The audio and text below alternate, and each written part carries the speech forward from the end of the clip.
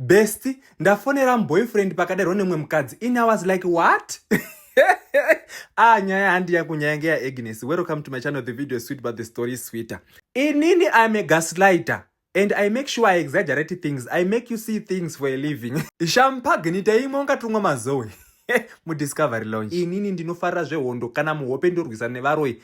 Sezvandambotaura kuti I'm a gaslighter with a bit of overzealous. Ndikati besti patiri kuenda kune machosa.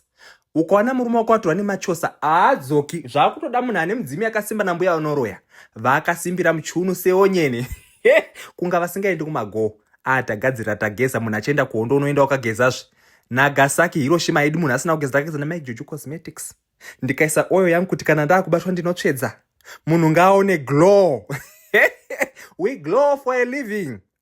Besti vangu warugara kune imwe hotel akangondisira message kanzi besti don't forget the drama. Ndikati I got your back girl. Ini ndine muvhango isi dhingu kana moneyest ndinaro drama resi riri pano drama lives here. Munhu anoenda kuhondo anoenda akaryazve. Ndakagadzira ikona utomonyongo yose. Right about time, my name is Mama V and I am the chef for today. Turikubika nozi dirty rice takaona pa TikTok.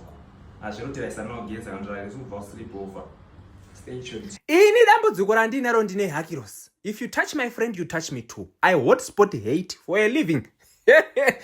Ndakabika kapoto with a bit of anger issues. Marachurous anger. Ndakakafura ndango ndikagaragara noti ngongongongong. Korowaro apoto. Ukuwo Mama V rice ranga rikunuwira zve show off. Ndakafura unga munhu asina burugwa. Pakabikwa tomonyongo vakomana. Aikona inozi dirty rice ndakaminyanisa. Munhu nemudzimu wambuya nasekuru ndakakurunga mushonga wamangoromera.